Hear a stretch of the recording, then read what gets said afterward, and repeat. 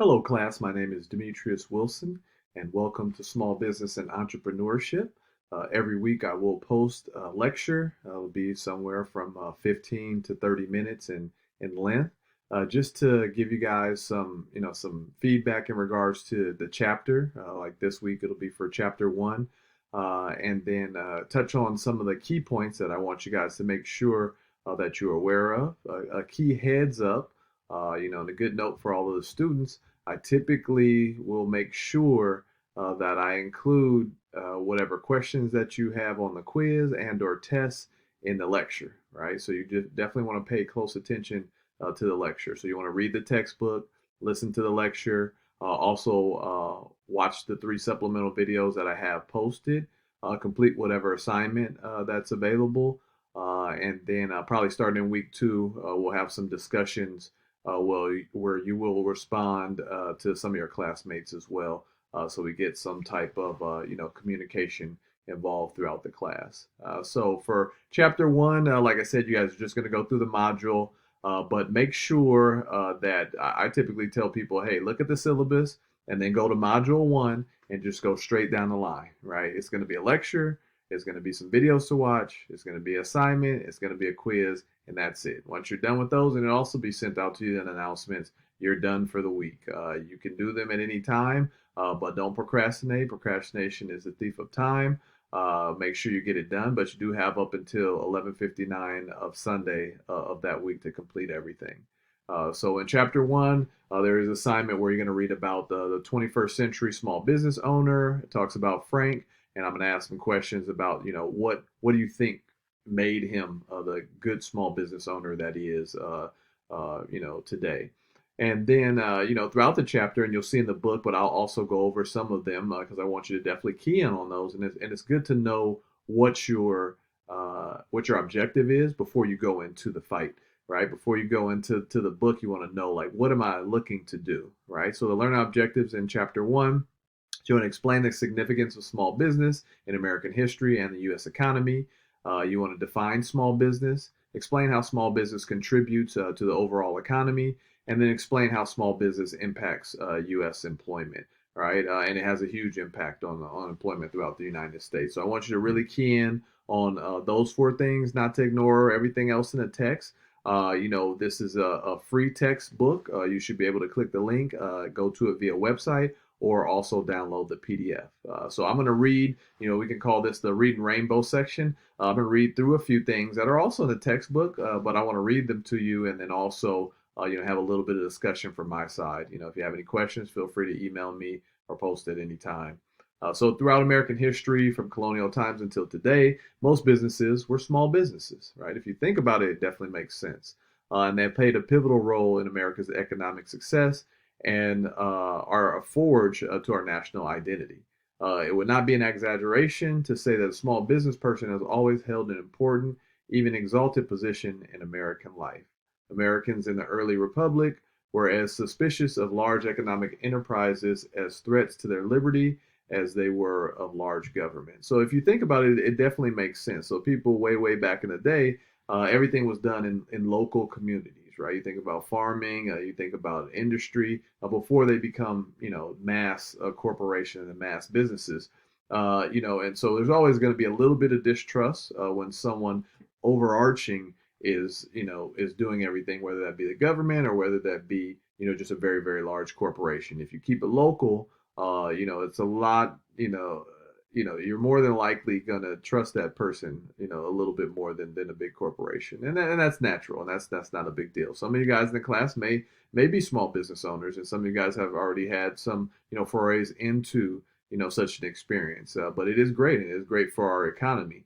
Later on in the chapter and later on in the, in our course, we'll talk about, what makes a small business successful and, how to keep it alive. And that's the key ingredient and the key component. But to keep it alive, you have to bring it alive first and foremost. So eventually, however, some businesses grew in size and power. Their growth in size necessitated the development of a professional management class that was distinct for entrepreneurs who started and ran their own businesses. However, not until post-Civil War period did America see the true explosion of big business that was brought about, right? So big business really didn't come about until that time. And that's like I said, that's very, very understandable. But a lot of big businesses start as small businesses, right? You think about things, especially in the tech realm these days. You think about the people who created Nest, and then they were purchased by Amazon. I'm sorry, Nest, and then they were purchased by Google. And then the people who created Ring, and then they were purchased by Amazon. So you see, people with these great inventions, people with these great things, and then, to be, I don't want to say swallowed up, but to be purchased by a larger corporation. I'm sure all those people are very financially solvent after that buyout.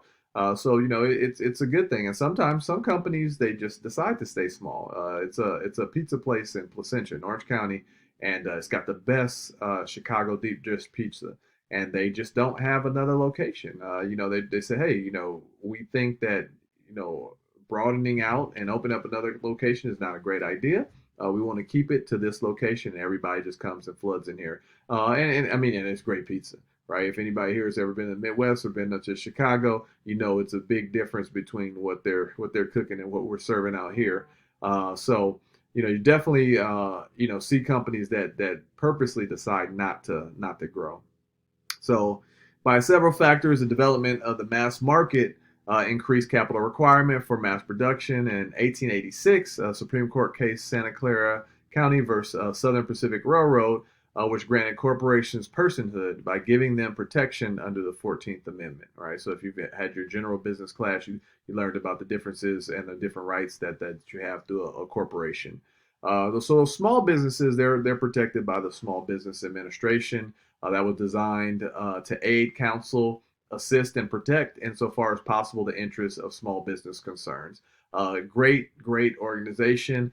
They have a lot of things to help assist, help you with business plans. That's one of the things we'll do in this class. I'll give you guys a great link to a site that has a great business plan. So, a lot of resources out there for people to use if you're so interested in creating a small business. And if you're just here to take the class, that's okay as well. You may learn something, and in the future, you may want to create a small business. Small businesses, by definition, is a firm independently owned and operated and not dominant in its field of operation. So, not dominant in its field of operation is the key point. So, if you talk about like Ford in terms of cars, that's not a small business, right? Because they dominate in their field, right? And not to say that others don't dominate. If you're talking about Chevrolet, same thing. They're huge. They dominate in their field. But if I created this Demetrius's car company, I only created 5 cars, and now I'm a small business. I'm not dominant in my field, but I'm working my way possibly to try and be dominant. But at that point in time, I'm not. So few people realize that the overwhelming majority of businesses in the United States are small businesses with fewer than 500 employees. The SBA puts the number of small businesses at 99.7% of the total number of businesses in the United States, and that number changes and fluctuates, but it's always going to be the higher percentage. The total number of businesses in the United States, however, most of those businesses are non-employee businesses, meaning there are no paid employees and they're home-based, right? So if I'm selling candles out of my home, I'm not paying anybody else. I'm just making the candles and I'm selling them myself. It is possible that small size might pose an advantage in respect to being more innovative. The reasons for this have been attributed to several factors, which we'll go over. But if you've already read your story about Frank and the Small Business Spotlight, you see that there are definitely some advantages from starting off small, and there are also some advantages from staying small. Like I talked about, Tony's little Illy in Placentia. I mean, it's been advantages because everybody has to go to that location. A lot of times there's long waits, so maybe that's not an advantage to me as a consumer. But I know that if I want some great deep dish pizza, Chicago style, I'm going to have to go there. So here are some of the factors that I definitely want you to think about. Some of these may not be things that will necessarily be in your quiz or test, but they're things that you should really think about in knowing and understanding the subject matter. So passion is number one.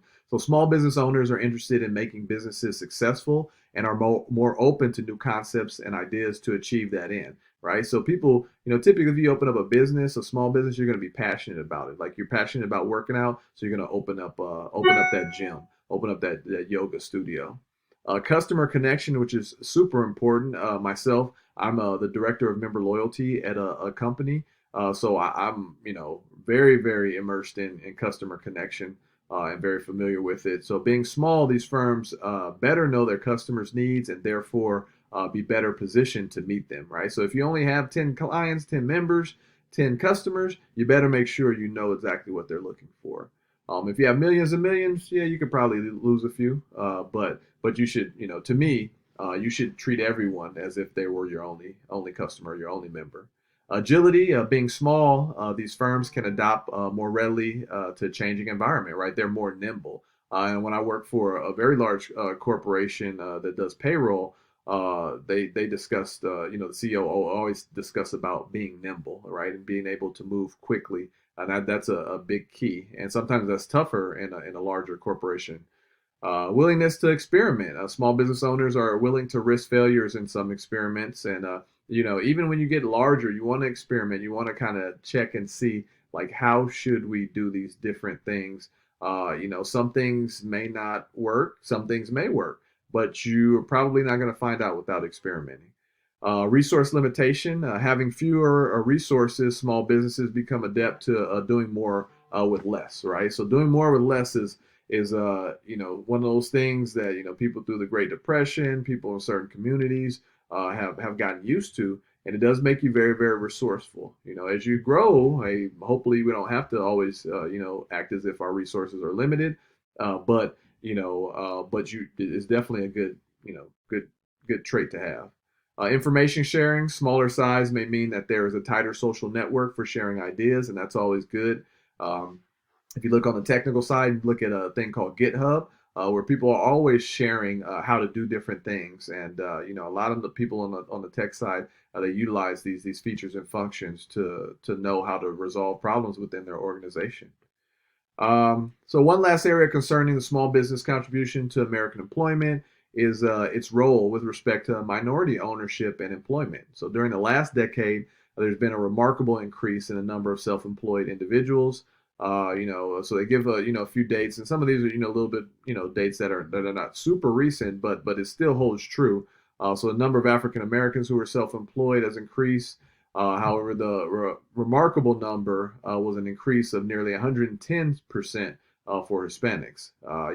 It's very clear that small business has become increasingly attractive option for minority groups, right? A lot of people will say, hey, I don't get a fair shake at a corporation. And they say, I'm going to go out on my own and then I'm going to create this company. And then you can do things the way that you want to, right? And you definitely, if you create it that way, you're going to 100%, 1,000% get a fair shake. So this is a great opportunity, for minorities and the people who are definitely, more in some of the communities in at this particular, educational institution. So a few key takeaways. So as you read through your chapters, you have, hey, here's what we want to learn. You go through the chapter, and then you want to get some takeaways. Like, did we learn these things? And if you didn't, you probably need to roll back through the chapter. Um, Small businesses have always played a key role in the United States economy. Small businesses are responsible for more than half of the employment in the United States. And small businesses have a prominent role in innovation and minority employment. So, obviously, there's some, great key ingredients to small business, and it's super, super important. So in the next section, you have a couple or a few more learning objectives. So you always want to, I tell people, don't rush through the chapter. Take your time. It's really, I don't think this is really tough reading. I think it's a little more easy reading because everybody can kind of associate and assimilate with what you're doing in small business and entrepreneurship because you see all the examples all around you.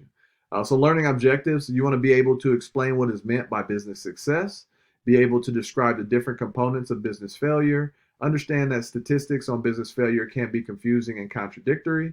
Understand that small business failure can be traced to managerial inadequacy, financial issues, and the external environment.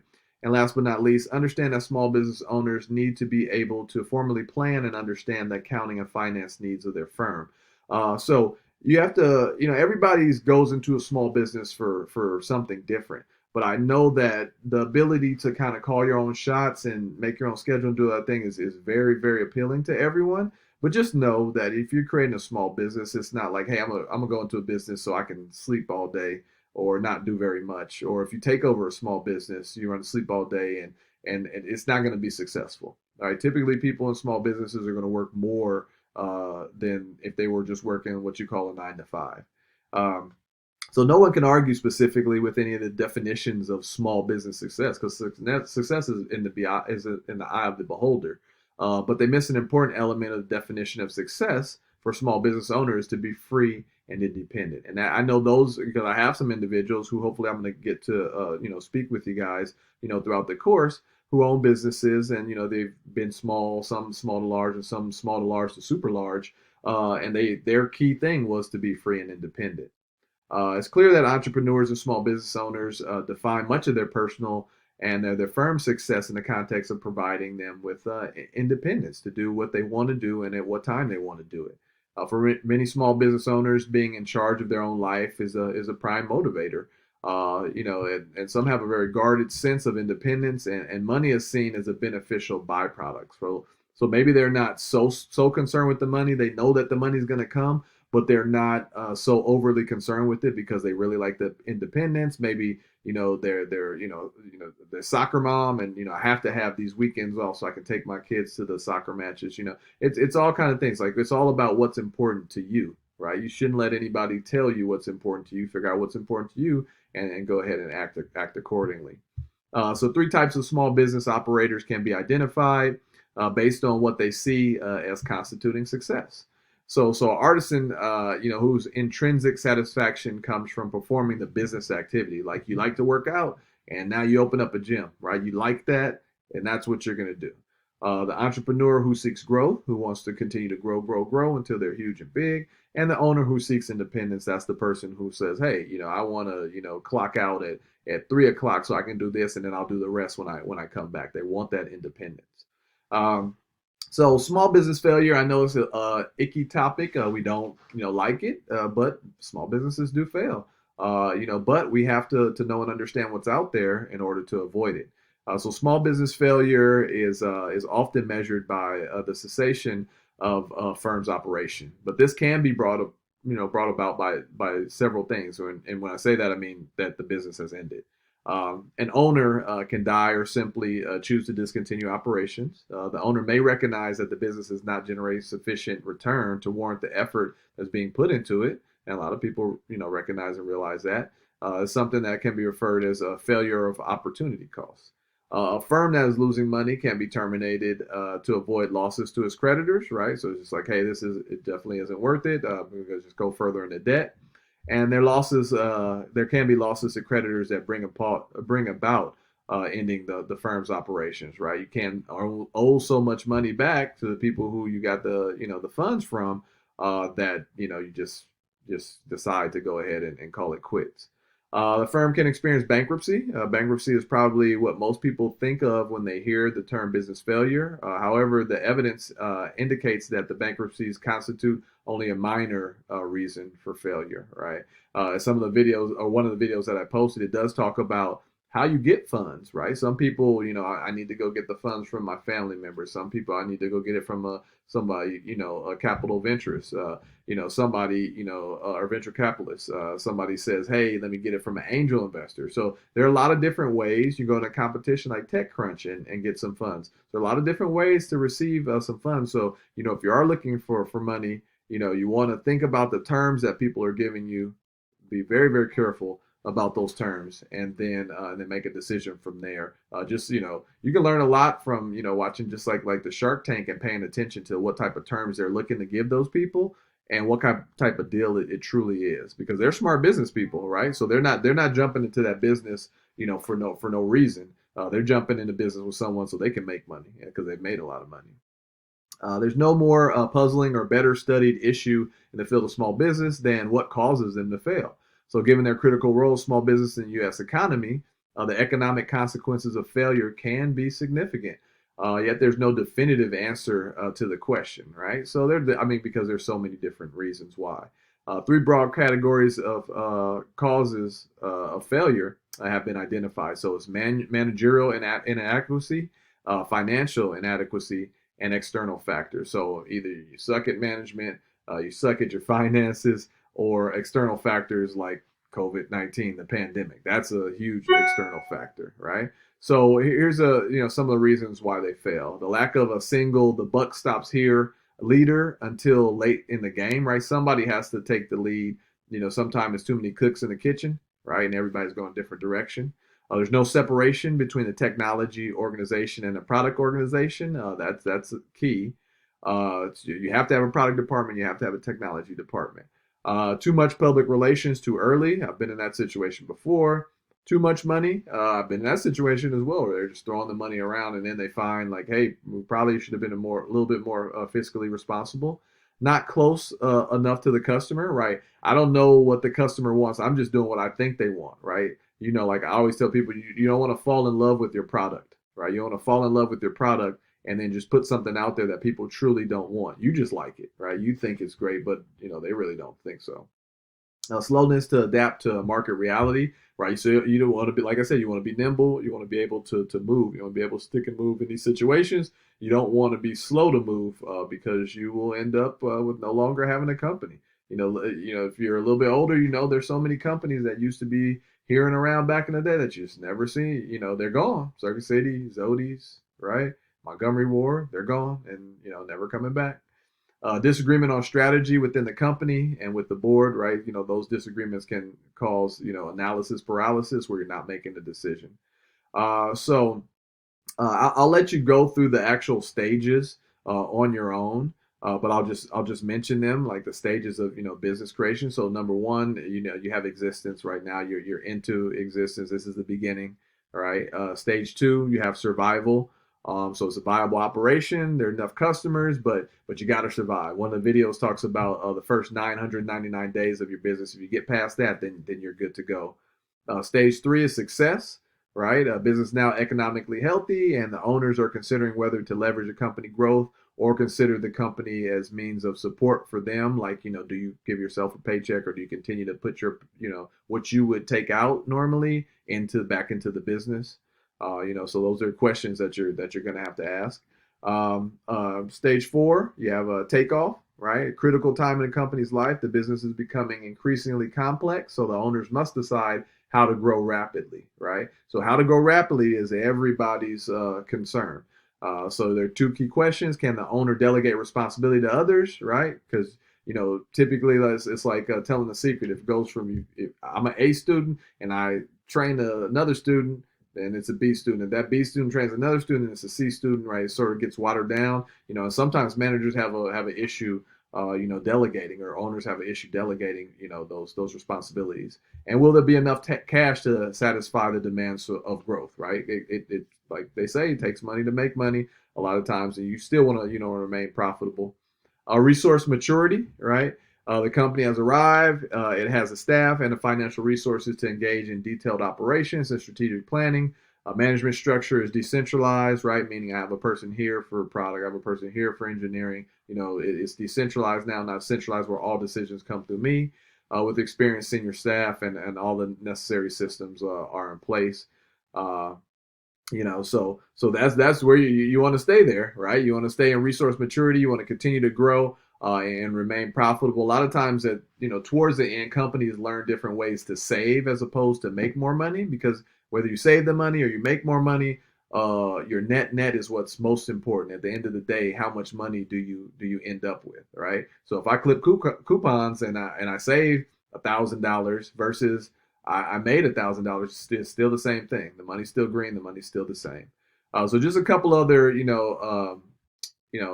definitions that I want to go over before I, end this particular lecture. Like I said, I'll try and keep them under 30 minutes, not to bore you. But because I know that you'll read the chapter and go over the same things as well. But in principle, customer value, I want you guys to key in and make sure you know what customer value is. A very simple concept is a difference between the benefits that a customer receives from a product or service, right? So remember, it's a product, could be this computer, a service, or I could come clean your carpets, right? And the costs associated with obtaining the product or service, right? So how much does it benefit you versus how much are you paying, right? So customer value, make sure that you're well aware of what that is. So I'll repeat it again. It is the difference between the benefits that a customer receives from a product or service and the cost associated with obtaining that actual product or service, right? Is the amount you paid me to clean your carpets worth, worth your time and investment in me? Or is it too much, right? Or is it too little, right? If it's too little, then yeah, you're going to take that deal. If it's too much, then you may bypass it and say, you know what? it's not really worth me, right? There's no value in me getting the carpets clean. I'll do it myself. It's not that much value in what you do, Demetrius. Um, Total customer benefit refers to the perceived monetary value of the bundle, right? So the total benefit that they receive. So it's the total bundle of economic, functional, and psychological benefits customers expect from a product and or service because of the products, services, personal, and images involved, right? So what is the total customer benefit? So there are more benefits from the initial benefit from things that you purchase, right? So if I purchase a car, my initial benefit is getting from A to B to work. But what if I become, Uber or Lyft driver, right? Then now I have additional benefits that are coming from that. And then the total customer cost is a perceived bundle of costs that customers expect to occur when they evaluate, right? So before you buy something, do something. Don't just have a knee-jerk reaction. Evaluate things. Obtain, use, and dispose of the product, right? So evaluate, do I like this computer? Yes, I do. I'm going to go ahead and purchase it. Obtain it. I bought it. Use it. I've been using it for years and years and years. Now it's become old, right? And then dispose of the product or use of the service, right? So then now I'm like, okay, I need a new computer, so I'm going to take this one and I'm going to either give it away, scrap it, keep it, let the kids use it, something like that. And it includes monetary, time, energy, psychological costs, right? So yeah, you have to understand and know how far a product is going to go for you, right? Hopefully you make the right decision, but sometimes you get what you pay for, right? In terms of computer, you buy a really cheap computer, it probably works, in a really cheap manner, and then you probably have to buy a new one quicker than if you bought, one that's more top of the line. Um, it's crazy when you guys think about the economy and how much less computers are now and how much less TVs are, right? I remember where they just used to be so much, but now everybody's caught up with the technology and everybody can make a big screen TV and everybody can make a computer, so that cost is going to drop. And that's another topic for economics class and supply and demand and how those things work in that bell curve. But yeah, so make sure that you go to your module in Canvas, go straight down the line and go through everything. Like I said, listen to the lecture, read the chapter, which I'll include the link to the book, which is free. And so you're gonna utilize that, and then watch the videos, take your quiz. Like I said, I'll try to make sure that I cover the things that are in the quiz and in the test in my lecture. And then but like I said, not to say that the other things aren't important, but there's some things that I definitely want you to key in on. So if you have any questions, feel free to email me. But want to get off to a great start, have a great semester, and otherwise, I'll speak with you and post another lecture next week. But if you need something in the interim, feel free to email me. Other than that, I hope you all have a good day and a great week.